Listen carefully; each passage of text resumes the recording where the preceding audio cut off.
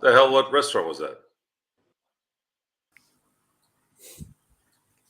I'll tell you off camera, but it is, of course, Gerald Glasser. Thanks so much again for joining us. Truly appreciate it. It is the Lakers Fast Break. It's lunch with Stone Hansen. We were just deciding what we need to do around lunchtime and whatnot, and let's get our good old friend Stone Hansen to come on down to join us for lunch to talk Lakers. There you go. JSJ on Twitch. I'm still traumatized.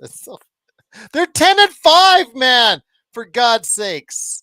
Should be 11-4.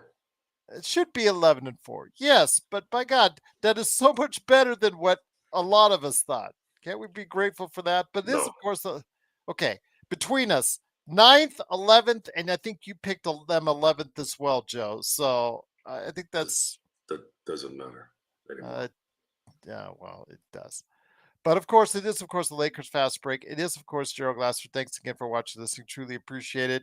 Joe Soros here, Ox1947 at LakersBall.com, and of course, Simblades with a Y.com. And of course, the guy that we're catering this show around, a good man indeed. He is at report_court on Twitter. He has been tweeting about the game of basketball. Please go ahead and follow him there. It is Stone Hansen. Stone, great to have you here, coming off the disappointing last-second loss against Orlando and Franz Wagner. Your thoughts on the game? We've already talked about it at length. Joe and I are already getting flack about our opinions already on YouTube already. So, let her have it, my friend. Your thoughts on the latest outcome for the Los Angeles Lakers. Yeah, I watched because it was late last night, so I watched the condensed version today, like 10 minutes or whatever. So I didn't watch the full game, but yeah, I mean, you're gonna lose close games. That's just what happens. This won't be the last one this season, I'm sure. It's just the way the cookie crumbles sometimes. Orlando's a really good team, so there's no shame in. You want to win, obviously, but it's not like a terrible loss. And I mean, Franz is playing out of his mind the past couple of weeks since Paolo went down, and he hit a game winner on us, and we could have executed probably better throughout the entirety of the game, and especially down the stretch when AD missed the free throws. But it is what it is, and it's if you dwell on it too long, then you'll end up getting in your head and losing more games, and if you don't dwell on it enough, you won't fix the mistakes. So the Lakers have to find that balance from this loss. Absolutely, and it starts tomorrow against Denver. Hopefully they get things back on track. I did want to say it is great to have you here joining us for lunch. Hopefully we'll be able to have some more lunch times with Stone Hansen coming up here in the future, and your thoughts on what's going on with the Lakers. But I know you wanted to share your thoughts, like you have been on at report_court. On the development, first and foremost, we're going to start with a guy who scored 17 points in the loss, who's been averaging 20-plus points in the past 5 games. It is Dalton Knecht, who has shot up and risen to just behind, McCain for the 76ers, who's had like 7 or 8 straight games of 20 points plus himself. Those two have seemed to stood out so far for rookies this season. Your thoughts on the development of Dalton Knecht once he got into a rhythm, once he got to be a part of the offense? It seems like you're seeing his talent and his shooting start to bear out, my friend. Yeah, I mean, I think he's had a good stretch here, and it's I don't think I'll have the same success coming off the bench. So I'll be disappointed when Rui starts over him. But I mean, he's done enough, I think, to now solidify himself, as a consistent rotation piece for the remainder of the season. Hopefully, as the season goes on, that increases to his starter role. But I think that he's played really well. This is the shooting streak he's on right now is unsustainable. Like he's not going to be shooting 60% from 3 for the entirety of the season because nobody in human history has, but he will be an excellent shooter. He does more than shoot, but the current role he's in with these starters, I don't think really allows him to showcase that as much. Even though he did more in college, like he can still put the ball on the ground a bit more than he does. He's good at court mapping with the ball in his hands. If he's bringing the ball up the court, he can sort of read the defense quickly and see where cutters are going, things like that. So there's more to him than shooting, but I think with his role specifically on the starting unit, it's relegated a lot more. And that's why he's been able to shoot at such a high level, because he's now a release valve that the Lakers didn't have to this level. Like the reason we were playing Rui as a starter last year and into this year is because he's the best shooter on the wing that we had.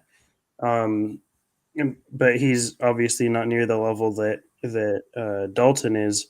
So the fact that we have somebody like Dalton there now allows for guys like Reeves and AD and LeBron to collapse defenses. And once they do collapse, the open man is seemingly Dalton, because he knows where to be and fills the right spaces. And he gets pretty easy looks because of that. A lot of his looks, some of them are contested, but a lot of them I would say are uncontested spot ups. And the reason he's getting such efficient, good looks is because he's moving to the right places and because the stars are, collapsing the defenses like that. Joe, what has impressed you most about the recent activity for Dalton Knecht? And just as a showcase, again, you were kind of apprehensive because of what he's a rookie. Obviously there's a lot that comes with it. There's still a lot to come with that, of course, being a rookie, but you're firmly on the train now of Dalton Knecht on what he could do for his team. He can add more to his legend by coming off the bench and helping the Lakers, because the bench is absolutely dreadful. I don't know if it's going to work. Probably won't. Rui is off and on, where I think Dalton has got a weapon that doesn't go off and on, at least from what we've seen, which is shooting and shooting from distance. But there's going to be a respect for Rui, and Rui's going to have to play bad enough to where he's going to have to force JJ Redick's hand and moving him out to the bench in replacement for Knecht. So that's how that's going to have to play out. I'm waiting until December 15th, and then from December 15th until mid-February, that's going to be pretty much that area is going to tell you about what's going to happen really this year. We'll know around that time. This team desperately needs talent in two specific areas, but I don't think they're going to be able to get both. One is a viable big, someone that can play with AD on the court and not clog up the lane so that they can get some help on the rebounds. The outlier in this issue game is that they were out rebounded terribly, especially in the first half. Yeah. That might have killed them. I didn't like the pace, and I said this on the show last night. I did not like the pace in the first quarter. Yeah, we weren't down. Yeah, we were up. But there was just something, when you watch enough games in your life, you start to get a little bit of a sixth sense to things. And there's no reason why Orlando was making those threes when they're not a good three-point shooter. So that was worrying me. And it ended up becoming a reality in the end. If they had a big enough lead, these things would not have happened, and they should have, but they could not get a rebound. Their offensive rebounding, Orlando's offensive rebounding was absolutely killing them. And it may have not meant a lot in the first half, but it meant it for the duration of the game. However, with that, it's still one free throw make from winning this game. 2 for sure. And this is not the first time AD has missed late free throws. This is not the first time LeBron has made one of 2 free throws. The surprise was supposed to be Reeves missing 2 free throws. That wasn't a surprise because he seems to miss free throws at the end of games as well in close games. This is sometimes a major problem. And it's kind of embarrassing to say this, but I never saw Shaq miss those free throws when it mattered. At least not in my memory. I always remember making those. So I'm thinking JJ's going to do some Miyagi thing with the boys because he looked pretty pissed off. And the more I watch JJ Riddick coach, the more excited I am that he is the coach. I think his temperament is similar to mine in a lot of ways. And I kind of always kind of knew that anyways. I just didn't like some of the comments he made about eras. I think that's the only thing that's ever really bothered me about JJ Riddick. I remember everyone hating JJ Riddick when he was at Duke, but everybody hates players from Duke, so that didn't mean anything to me. But what JJ Riddick probably needs to do in terms of a little bit of an adjustment in his coaching thing is it looks like he's weighing on every game, which is good for the fans because we had the other dud not giving two craps about games. This guy cares too much. But at the same time, I also want to tell JJ, hey, try to pace yourself, dude. If this was a championship contending team, without a doubt, I would say, yeah, I would be all in like that. But this is going to likely be more. You're still leaning more on disappointment with this team than not. And I hate to say that, but it's true because they're just one instance away from having the wheels fall off, and that's the issue. Is we have to win these games because if it does fall off, it's much easier if they're sitting at 20-10 after 3 games than 15 or let's say 18-15 or whatever. Those extra 2-3 games could make a difference. Margin of error is very small, and losing this game hurts more because of that than if it was just some regular season game. I remember in 2009, we lost 2 games at home to Philly and to Indiana on last second shots. I believe it was Iguodala, and then who was the other one? I always forget his name from Indiana, but last second shots. Nembhard. No, it wasn't Nembhard. It was well, Nembhard did steal us one the other last year. It was years ago. This was in 2009. Okay.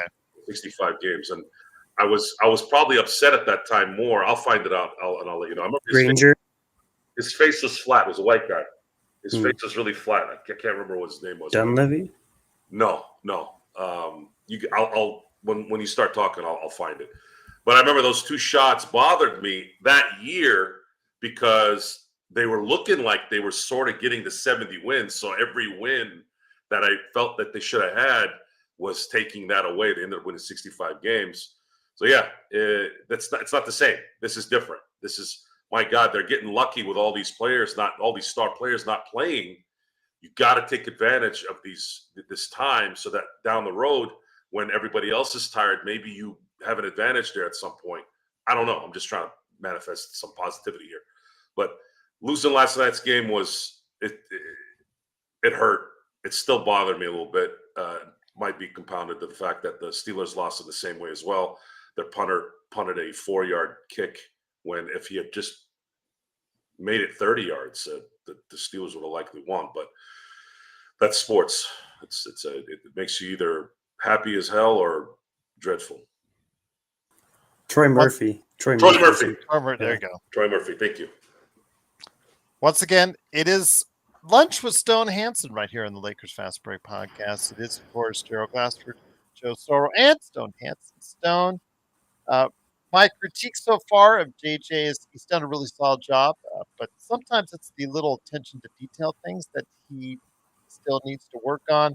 Some of the things that he says that slips out, like he didn't even realize or didn't even remember about Quincy Olivari and about how he's doing. Give him an opportunity on the big club, at least in the minutes that Gabe Vincent, which is a very sore spot for people right now, to at least give him the opportunity. And then also his latest comments on Dalton Knecht about how he automatically is going to go to the bench. I know that Brian Green in the comments said while Joe was talking, Knecht seems to be more like a shooting guard. He's 6'6" after all. Yes, he is. Can't he and Rui start?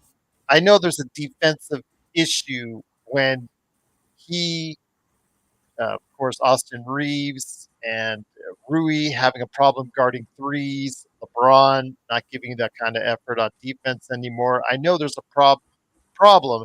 They have to outscore and outshoot everyone when those guys are all together on the court. But maybe that's the way they need to go for now during the regular season stuff.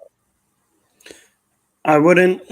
I mean, I would continue to start Connect, but I wouldn't bring Rui in there alongside him. I don't think I don't think it's viable to sustain that level of shooting and scoring night in and night out and win games like that, because you're putting a lot of pressure on really just five guys to do that night in and night out, and and to consistently score like that, I think it's really difficult. I would continue to start Cam and continue to start Connect, and then once Vando is healthy, bring him in, and then start reuse Connect, LeBron, Vando, and AD personally. But there's no really right answer with this team, because I mean, we're pretty fluid as far as the starting lineup goes with the options that we have. I agree with Joe. We need a big. I think we need three things in my view. Is a big, a perimeter defender that can shoot. They don't even have to be lights out or anything, but someone that can actually just be a threat of shooting and defend the perimeter. And then another ball handler to come off the bench. Those are, I think, that's sort of the three needs for this team. Um, people, I think, a lot of people are pointing towards Olivari maybe being the answer for that third with the ball handler off the bench. I don't know who people think Quincy Olivari is, but he's not that good. I know he is blowing it up in the G League in the preseason. I'm rooting for the guy. He seems like a really cool guy, and worked hard to get where he's at. I hope he succeeds, but he played 5 years in college. I don't think he ever shot above 42% from the field. Um, he's we have a massive sample size of him coming into here, and I think that overrides whatever he's done in preseason in the G League. And personally, I don't find the G League. People might disagree with this, but I don't really find the G League to be all that indicative of NBA success. I think a lot of guys do really well in there that suck in the NBA. So I don't see why people are so up in arms about Olivari not getting playing time for this team. He's really just not that good. Not to say that Vincent is. He's been playing terribly. Although I do think for the time being, he's our best point of attack defender. But Olivari is not the answer to unlocking this team's success. Well, he is another undrafted story, similar to what I wanted to ask you about.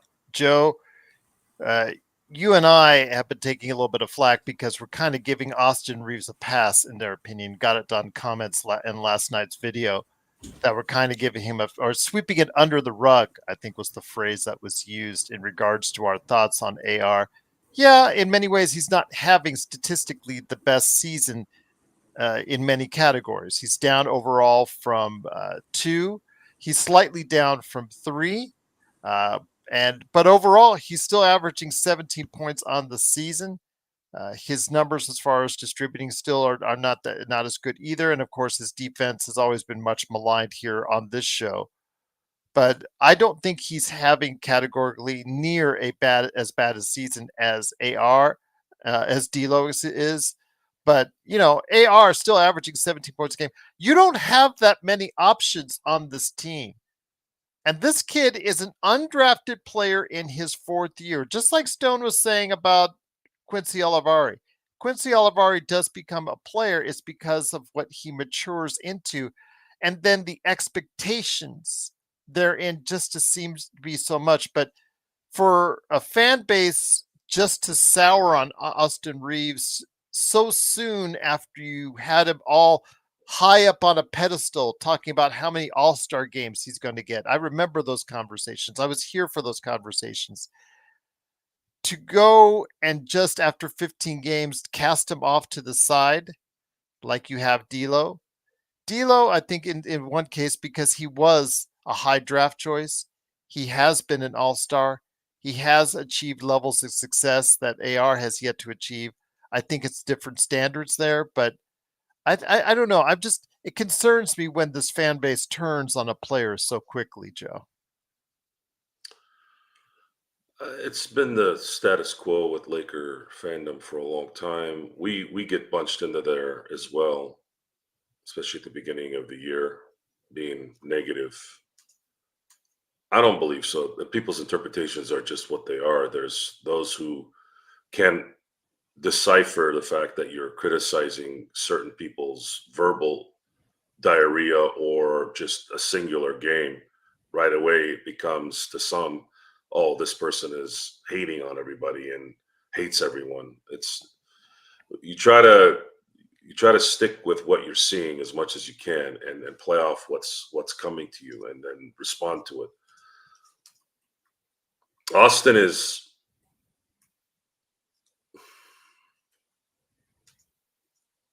I think Austin is in a situation where he's asked to do more than he's capable of doing.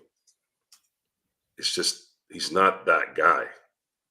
He's not the guy that's going to control the ball and distribute and drop 10 assists. But yet you see him control the ball and get to the basket, and he does it well. He can get contact in the paint and get the shot off and get 3-point plays. It's there. It happens, but it's not something you can do or depend on all day, every day. It's just not going to happen. His athleticism will not allow him to. His vertical won't allow him to. His shooting touch won't allow him to. That's not who he is. He's not John Morant. He is not LeBron James. It's just not in the cards.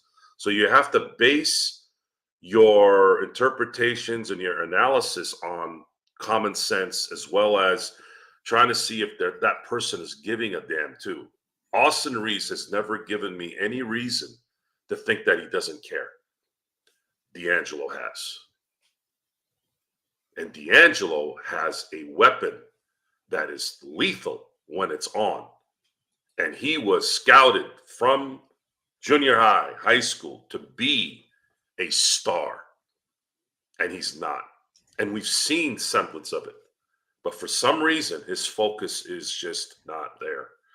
And that's the frustrating part about D'Angelo, because more than anything is if D'Angelo is hitting his shots, the other team is now screwed.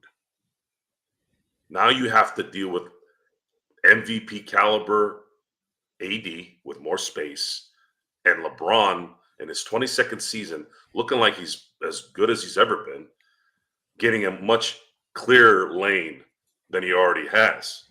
It's just the game of basketball is not complicated.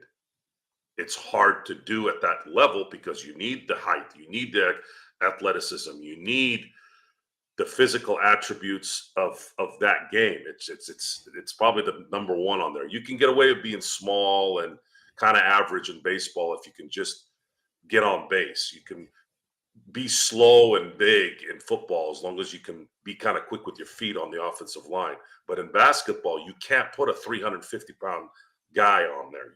You can't put a small 5'4" guy in there and expect him to be Altuve or anyone that's kind of average in terms of physicality. This is a physical, you have to have a physical presence. It has to go. It's just what it is. And then on top of that, if you have the ability to get the ball off quick and get that ball in the hoop, that's the even bigger part of this. And then of course you got to be able to play defense, and that's the probably main issues with D'Angelo and Reeves is they're terrible on defense. They're just not good, and they never will be. It's a bad pairing ultimately. Like I think, in D'Angelo is, I think, proven himself not to be that good, even though there flashes all the time. But Reeves to me is a starting level player. Like he's still a starter in the NBA, a starting caliber guy. I think he's doing too much, like Joe said, because we don't have the other pieces to relieve him. So he's thrust into this role as sort of the third or fourth guy on any given night.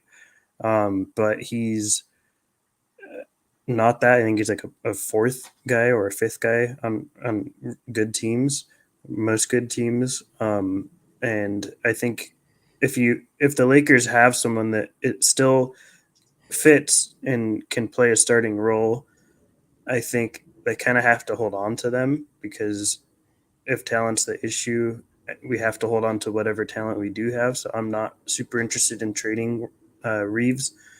But like, to me, Russell and Ree, I've said it since we acquired them. Like, I think they're bench players. I don't think they're starters. I think we're playing them because we don't have any other options. But both of them are very much, to me, like sixth, seventh, eighth men for teams. They're not starting level guys, so they're very expendable to me. But Reeves, I think, is a starting caliber guy, and if we have somebody like that, I feel like we are better off holding on to them than looking to upgrade or move them. Yes, YYC. I know I've come across the rumors that D'Lo wants to play for the Lithuanian national team. I've heard those rumors as well. I know that you're this. Actually, you and on Twitch as well have notified me of that, and I've actually checked it out. And yes, okay, it goes right in line with what we're seeing as far as D'Lo this season. It just, I don't know. It seems like, again, the Lakers don't have that many options, Stone. And I think the fact after 15 games, yes, they should be 11-4 after last night's game. Yes, I get that. But to be 10-5, Stone, with the kind of depth issues that we have, the fact that we really don't have an abundance of two-way players, problems across the board, it looks like, again, JJ has done a pretty solid job of creating out there, at least on the offensive end. You know, defensively and transition defense, rebounding, still a lot of the same issues have begun to creep up that we talked about over the course of the weeks and months leading up into the season. But for now, 10-5, having LeBron on a almost MVP like season. He's, right now, I guess according to the metrics, he's in the top 10. AD is in the top 5. That's not too bad to where the Lakers are at right now. Yeah, I mean, they've blown past my expectations of being not even a play-in team. I think they most definitely will be a play-in team. Playoffs maybe is a little more interesting as the season goes deeper, but it's right now looking like a decent probability, barring any major injury. But the bottom line is, my view on them winning a championship or chances is still at 0%, because as good as JJ's been, the talent's just not there. And the talent that we have is outperforming expectations, and that's been great, and it's fun to watch, and I'm enjoying it, but it's not contending level team. But I do think if we were to check those boxes of bringing in a two-way perimeter player, bringing in a big, and bringing in a ball handler off the bench, we could get to that level. We just don't have the assets to bring all those three things in, unfortunately. But I see the vision for how we could do it. It's not possible with the assets that we have. But it's been enjoyable to watch. Knecht is doing better sooner than I expected. I thought he could be this level of player, but I did not expect it 14 games into the season. So I've been having a lot of fun watching them. Reeves has really only had like a down few games. People are quick to forget how hot he started the season. Like, he was getting 25 plus the first like 4 or 5 games. I think he's had a pretty solid season. It's just he's getting sort of lost as to what his role is, I think, with Knecht going off and being sort of the third guy at this last stretch of games. But it's been a fun team. I think it'll continue to be fun so long as there's no injuries. I don't see a path to contention, but it's enjoyable for what it is to me. So the question then becomes, Joe, after hearing Stone on that, and again, our trepidations, and for me, as well, the frailty of this team. If one thing goes, if Knecht gets cold, if Austin continues whatever it is that our people are displeased about with him, if D'Lo continues this slide to Lithuania, but most importantly, if LeBron or AD get injured, it can go off the rails really quickly. But I mean, we're providing some hope. We're providing some positivity when we say that this is far beyond our expectations of what we thought, Joe, and it's halfway to the 30-game threshold that both the crowd had for us and Rob has for the Lakers. I think, again, 10-5 is not a bad deal at all if it can be sustained over the next 15 games.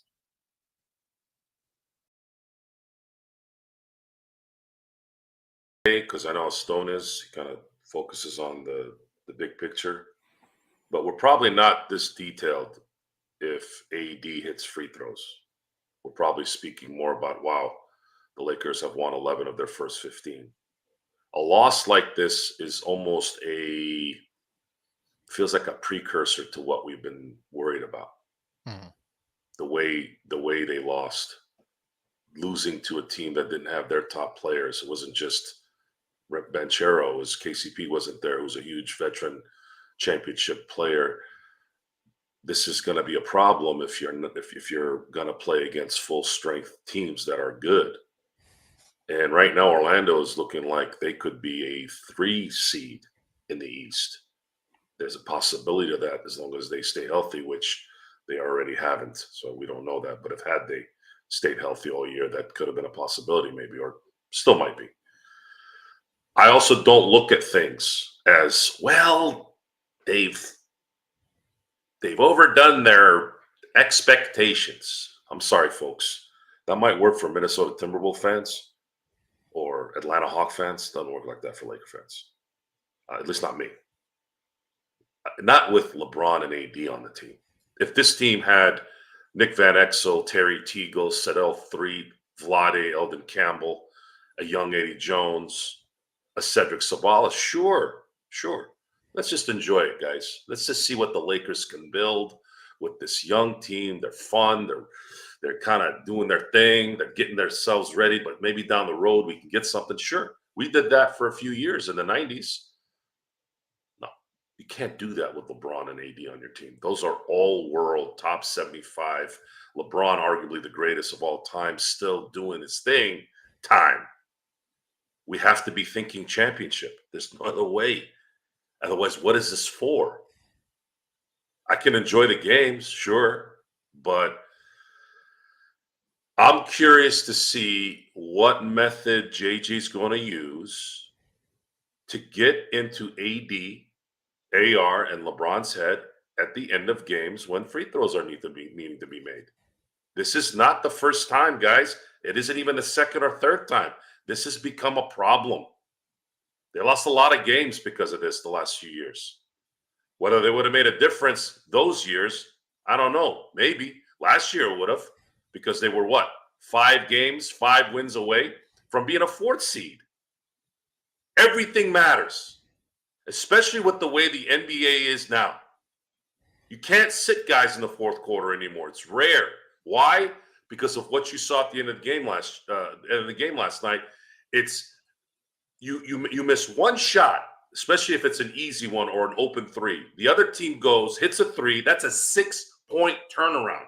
And then now imagine if that happens again. That's a 12-point turnaround. That's the NBA. It's that quick. Before, half court, post, try to make a move, throw it to the open man, move this, pick and roll, dive, blah, blah, blah, blah, blah, blah. You didn't have to worry about the 4th quarters going down because everyone did the same thing and everyone knew exactly what's going on. And there wasn't this urgency to score and make shots. Now the NBA is all about home runs. We hit 3s. And if you hit a couple 3s, you don't have to be Larry Bird or Dale Ellis or Steph Curry to do that anymore. You could be Schmo Joe.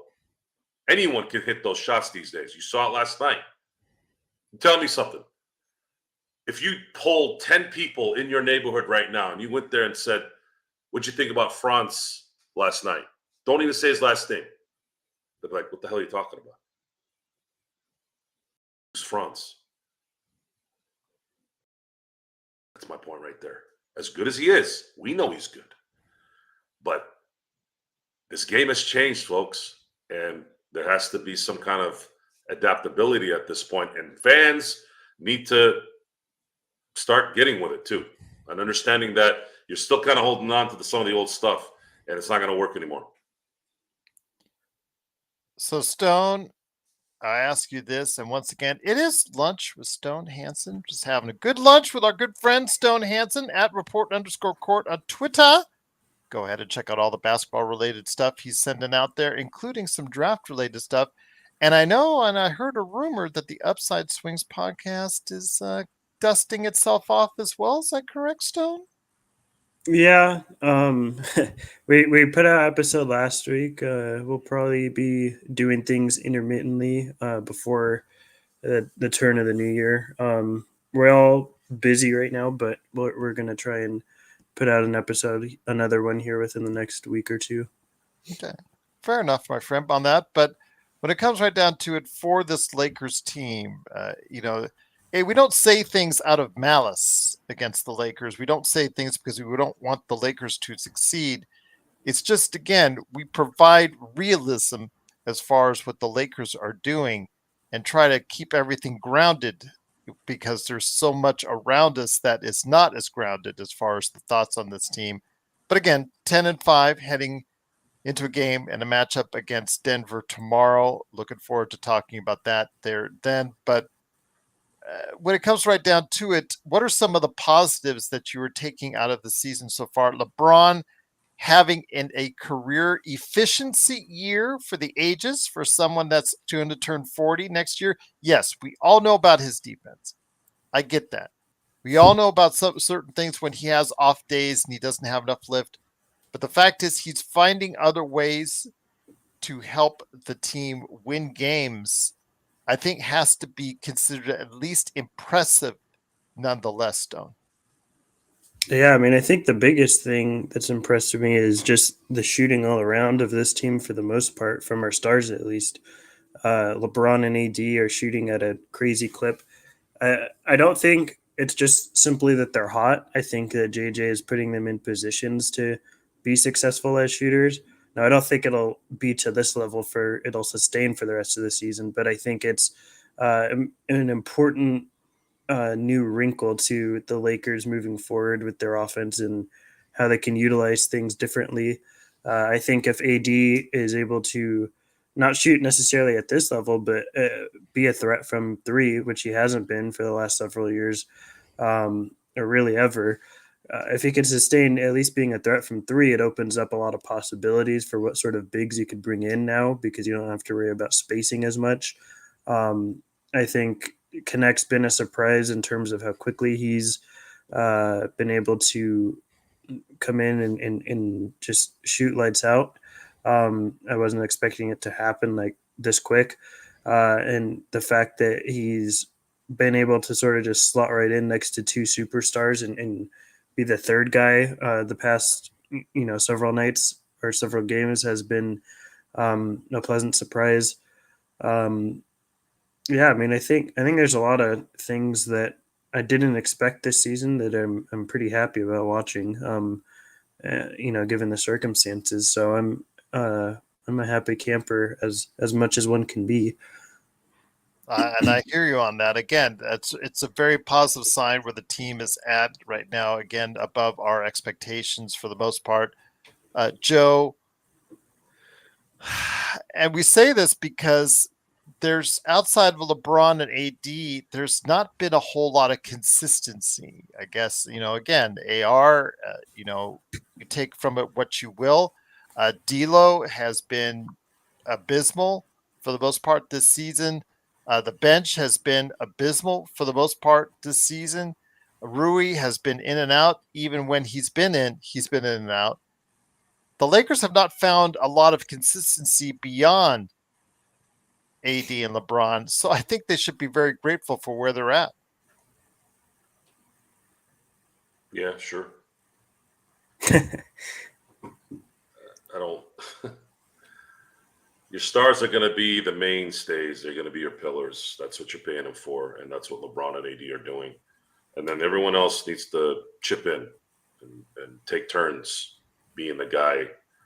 This last few games, it's been Knecht. Knecht has been helping a lot and making sure open shots are made most of the time. That goes a long way in putting pressure on your opposition. They're the two things that have hurt the Lakers in the last few years, despite coaching changes and how well and efficient the Stars are, is rebounding and late free throws. It's a problem.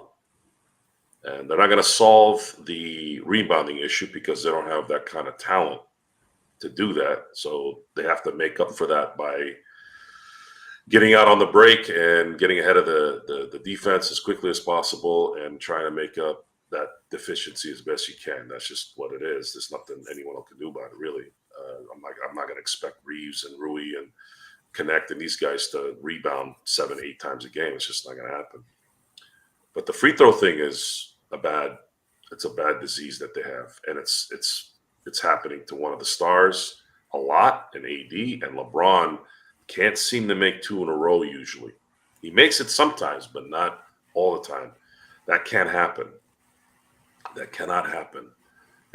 Those have to be made, and if they make, I'm positive that if the AD had just hit 1 out of 2 on those last two free throws, I don't believe there's the scheme changes depending on the deficit, or let's say downs last night. One of the big mistakes Mike Tomlin made was he changed his mind. You never, ever change your mind in games like that. You have to go with your gut in those moments or your first instinct. So he initially declined a penalty that would have made it 4th and 2, right? And what I couldn't understand is it's snowing. You don't know where you are half the time. You're putting the pressure on the offense to make this work in very, very bad weather, and it's done if they miss it. Instead, he changes his mind, and he goes, I'll take the penalty so we can push them back. The problem there now is you're giving them 2 shots. They're not going to kick a field goal for 45 yards. So you're sitting there as a dumbass armchair quarterback, right? Someone who doesn't know shit. You're not there, Joe. You're just some armchair guy who doesn't know anything. You never coached in the NFL. You never played in the NFL. Yet I'm sitting there going, what? Why? Oh, and he uses timeouts. So now that happens and that's done. Then you move over to the end of the game with Anthony Davis, LeBron, and LeBron. And you're going, okay, that's more performance-based versus the coach screwing it. But Jesus Christ, guys, is a game in November that stressful? In those moments, you can't hit that shot, that freebie? I guess not. And it ended up costing them. And had he made one of those shots, those last 2, I don't believe Franz was going to shoot a 3 like that. He wouldn't have shot a 3 like that. There would have been a whole different setup at that point, probably much more difficult. He had nothing to lose. Took the ball. He had Reddish on him. I thought Reddish did as well as he could without fouling him and getting his hand in front of him, and he just made a great shot. And that's what you play with when you don't do the fundamentals. And that's the whole, I don't know. I don't feel like these are hard things. But again, I'm not playing in the NFL. I'm not playing in the NBA. So Stone, one of the things I do want to go ahead before we head on out is just reemphasize the positivity behind Dalton Knecht's wave of good games. Something that, again, I and just a few others had talked about as far as what we could foresee early on, because the fact he is an older individual starting in the league, but also the fact that he does have a talent and explosiveness with his shot that not every player possesses. If you could go ahead and correlate again to the crowd out there, exactly when you have this dynamic of a player that has this capability to do what he does, what that creates for this offense. Yeah, I mean, I think, like I said, there's no release valve prior to Knecht where you have Reeves with the ball in his hand. Sometimes it would be D'Lo on some nights last year. but for the most part, or at least consistently, there is no real release valve from beyond the perimeter. Um, I think Connect provides that, and I think there's more room for him to show what he can do on offense, not necessarily to grow, because I think he's already capable of more things than he's shown. It's just he's not able to show it because of the fact that, rightly so, the ball is mostly in LeBron or AD's hands. Um, but I think there's more to him than just shooting. Um, and yeah, he was just ready to come in and play a role, and he's played it well. And I think it's important to note too. Like, I think a lot of people are. I've seen like clips and stuff of people being like, he's 23 coming in the league, like he was ready for this. Being older doesn't inherently make you a good basketball player and like ready to play NBA basketball. There's a lot of seniors that come in that do not play well and frankly suck. Most of the players that come in are not upperclassmen.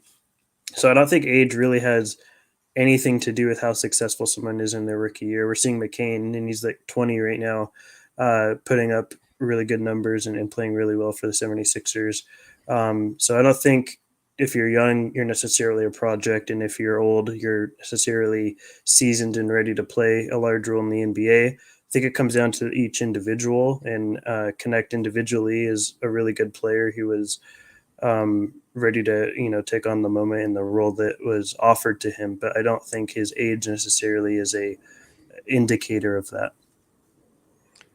So with that, it is the Lakers facing off tomorrow against the Denver Nuggets. The Denver Nuggets will be on the second game of a back-to-back, doing one of the harder trips back-to-back where they come in and they play off of a home game in Denver, heading over here to the Lakers. But I'm not going to take that for granted because, again, we faced a team in Orlando that was coming off the second game of the back-to-back, and look what happened there. But I don't know the status of Jokic. I'll probably get a better idea tonight. If Jokic plays tonight against Dallas, I have a feeling, of course, he'll play tomorrow as well. But this is a chance, Joe, where we could actually start to find out where this team truly stands over the next few games, because this competition gets a little bit rougher, a little bit better, and we could better evaluate exactly where this team is heading into that 30-game threshold that both Rob and our audience is looking at.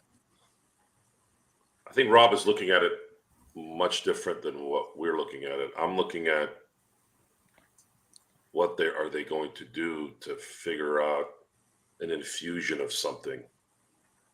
Even if they're 20-10 and they're playing well, this team needs reinforcements, and they don't have a lot of assets to throw at that.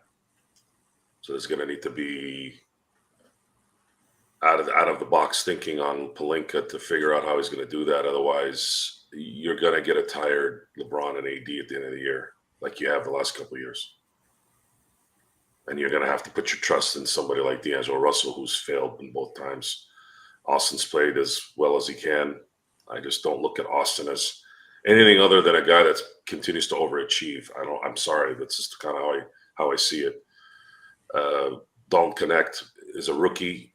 I think he can have a memorable game here and there, sure.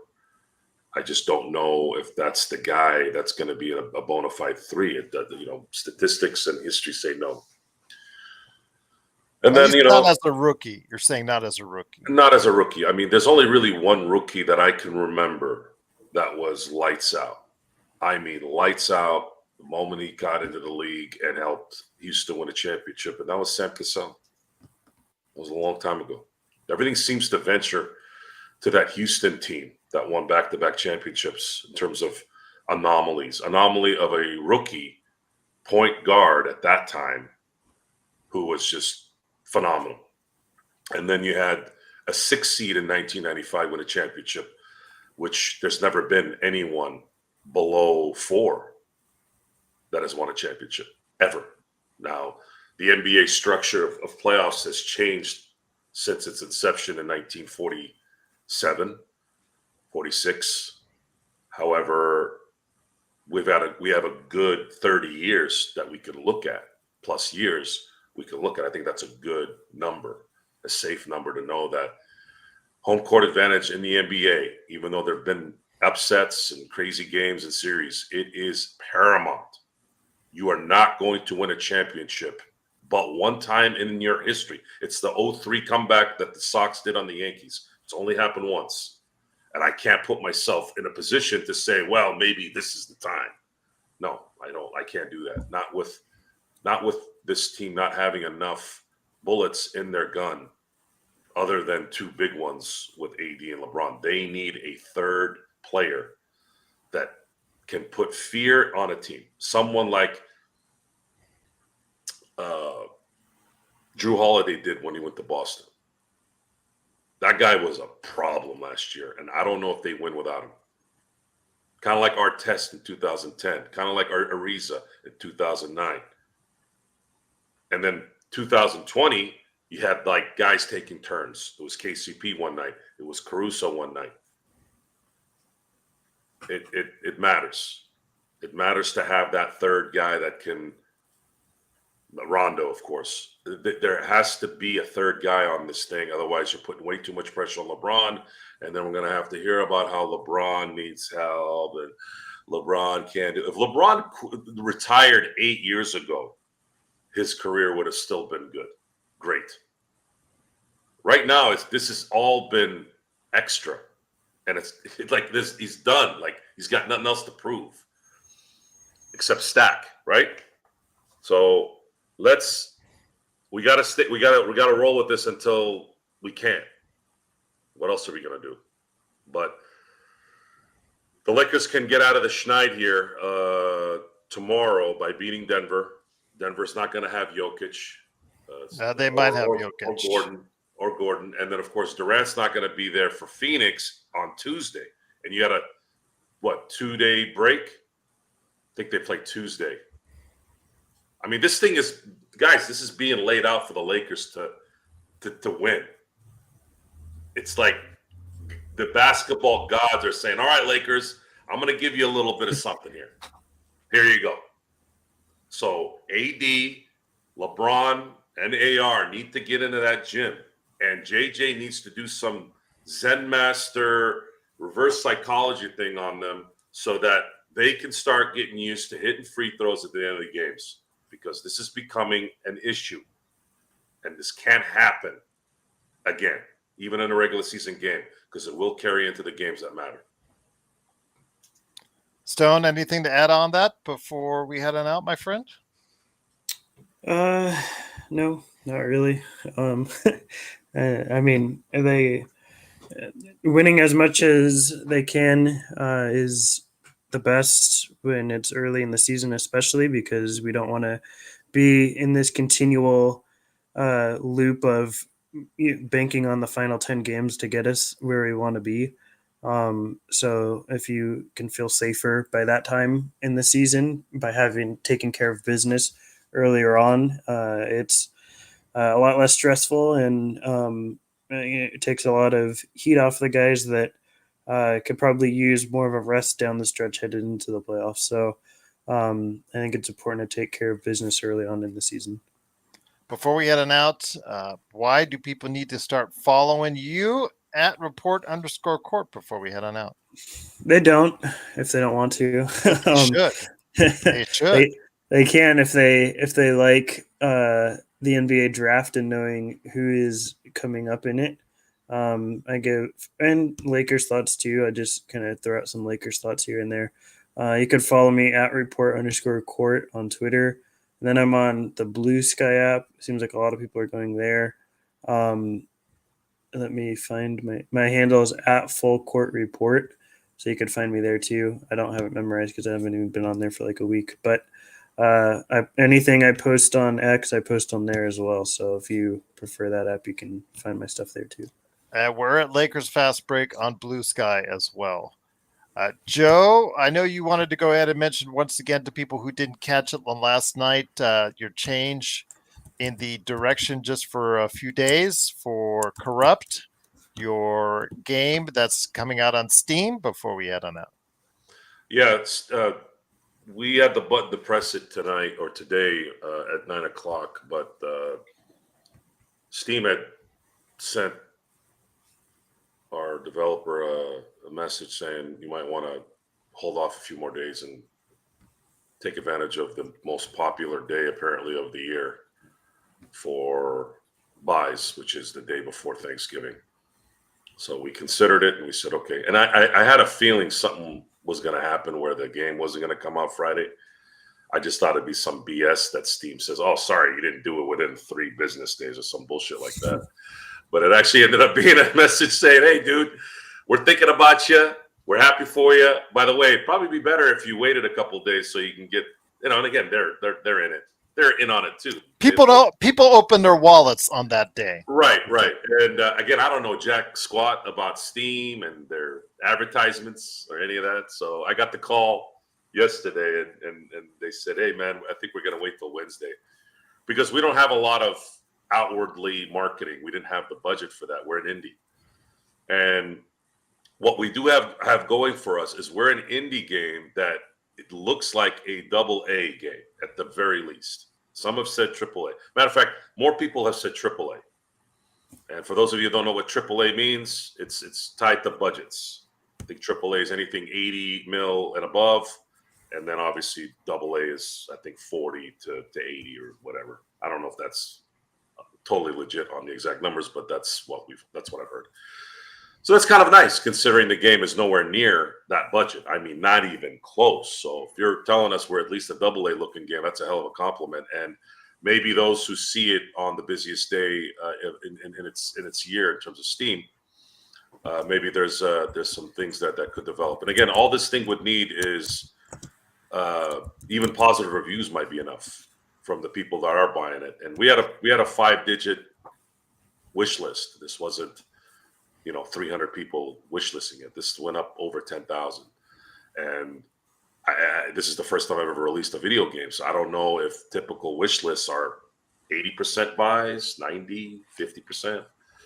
Not familiar with that exactly, but we are looking forward to what's coming here. And I think there's going to be a good start to it, whether it's going to be overnight or through the week or through the month or the next 3 months. That's going to be the deciding factor when it comes about. Well, if Stalker 2 can sell over 1 million units in 24 hours, let's hope the same thing happens for Corrupted. So did they do a lot of advertisement, or did that just spur? Microsoft did a lot of advertisement, but also the great story behind them because they are based in the Ukraine and the kind of little distractions going on there in the Ukraine. The fact that they had to develop a $100 million plus game there during all that stuff and went on. Kind of brought also that out to light. But yeah, it's sold well, especially on Steam and PC, because they brought it out, released it Xbox and Steam day one on Game Pass as well. But before we head on out, Robert Wheeler always has a good question for us. Guys, are you shocked at how many teams are actually top heavy in the Western Conference? OKC losing Chet, the Suns disaster with KD and Beal out, Nuggets without Jokic losing, and the surprise, Stone, of Houston as well. Yeah, I mean, I think there's surprises every year, so I'm not overly, and especially this early on, like, to me, that dust hasn't settled yet for the NBA season. Like, it's still, the dust doesn't settle until 25 or so games into the year, and then you really start seeing sort of who teams really are. I mean, for a lot of teams, for most teams, you kind of have a pretty good indicator. But yeah, I mean, any team can win on any given night. OKC going down to the Wemby-less and Sohan-less and Vassell-less Spurs was surprising, but stuff like that just happens. Anomalies. The Suns, I think, is to be expected because Beal just doesn't stay healthy ever, and KD is bound for an injury at some point in the season. Probably better to get it out of the way early than in the playoffs. And Jokic, the Nuggets losing without Jokic isn't a surprise, because they're giving ball handling duties to Russell Westbrook, He's their main ball handler now, so you should expect to lose those games 100% of the time. And I mean, it's the good thing is he's not out with injury, right? I think it's like his kid is being born or something, so he'll be back, and I think happy and healthy and ready to go for the Nuggets. So they should continue to be a force, and he'll probably be back for the Lakers game. And I hope he is actually, because I kind of want to get more of a better read, a better test and barometer on who the Lakers really are. Any last thoughts on Robert's comments, Joe, before we head on out? I'm actually thinking about what's going on in the NBA health-wise. I've never seen anything like this before. Everyone's injured. Not us, somehow. Yeah, I don't understand what's Oh, going on. except for Vando, but not the star players. Yeah. Yeah, I'm Yeah. talking about the star players. Yeah, I don't. Yeah. Yeah. We have like a lucky force field around us right now. What's the issue right now? Is there some kind of investigation? Or are they too busy thinking about how to put everything on apps so we can watch stupid ass lags on TV? But the NBA app needs to fix itself. I hate that. Oh, no, it's not the NBA. I've been saying this for a decade, and all my Leaguecast? idiot, moron, computer science major friends laughed at me. Okay, I'm downloading stuff and keeping it in a hard drive. Right, I create my own server, which is fine. That's respected. But for a long time, I had things on my Western Digital externals, right? And they're like, "Why are you doing that? What it's just streaming on whatever." I'm like, because I'm reliant on an internet connection. If somebody sneezes, the internet goes out around here now. Why would I do that? You're lessening. Last night, because of these idiots in the NFL and their stupid ass greed, they get paid $1 billion so that I got to watch this Thursday night game, which, by the way, this is the first Thursday night game I watched this year. I refuse to go on an app on my goddamn TV to watch a football game. Now I can't go and turn the channel anymore. I got to get out of that fucking app, and then I got to go to my direct TV, and then I got to go to my movie section. I got to go to all this. Everything got worse. This is supposed to be easy, and I don't want to watch football like this. Sorry, I don't. I want to turn the goddamn TV on, and then I can do a double action on the TV.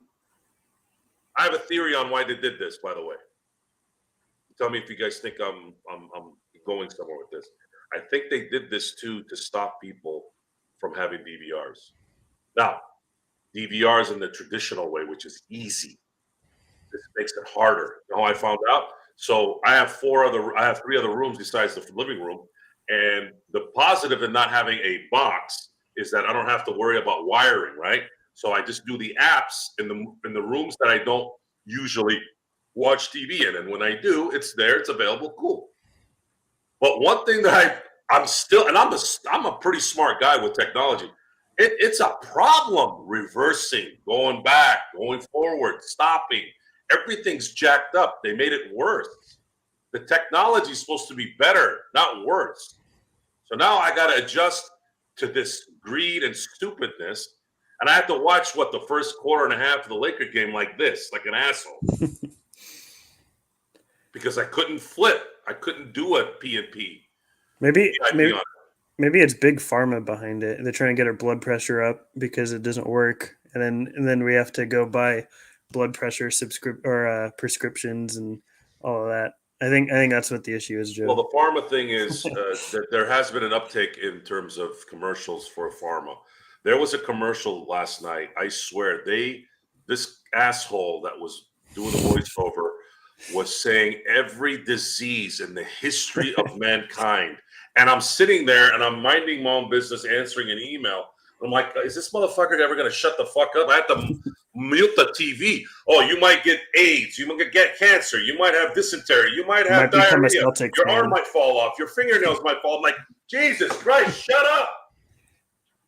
That's what they did it for. So that we're forced to watch this trash. And the funny thing about NFL is you can't really record the NFL anyways. It's not the NBA or Major League Baseball. I have recorded a game today in basketball. This is before, not obviously before I did the show. Today, I didn't watch it till Sunday, and I didn't know the results. No one gives a shit about game 14 in the NBA. If you avoid SportsCenter that night, you won't even know it's there. You won't even know. They'll be on to the next thing. So it's supposed to get easier. And then again, just like everything else in my life, I got to adjust my shit to make sure it's easy. And that's just life, I guess. And on that note, it is lunch with Stone Hansen. Stone, it's been great having lunch with you, my friend. Any last thoughts before we head on out? Go Lakers, I guess. I don't have much. Well, we got to do this again soon. When you're able to, Joe and I will get together with you for lunch with Stone Hansen, courtesy of what we're doing for you. Don't forget tomorrow, though, I do have the Lakerholics at 11 a.m. and the game tomorrow night. So join us for that right here at the Lakers Fast Break Podcast.